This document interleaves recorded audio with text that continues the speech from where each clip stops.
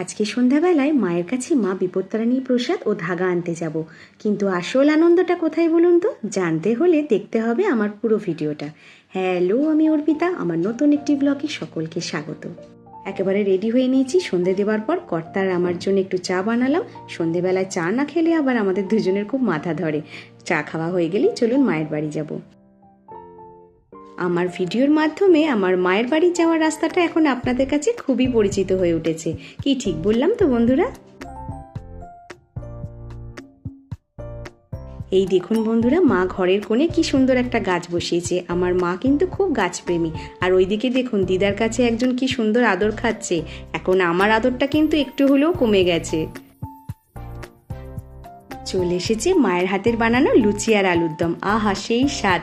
এইটা পাওয়ার জন্য তো আমি তাড়াতাড়ি চলে এসেছি। হ্যাঁ, বাবানের আর ছোট না তো। হ্যাঁ, ঠিক আছে। আমাদের তো পড়তেই, নালে মা আমাকেও দিত। সন্তোষী মা আছে বলে না। ঠিক আছে।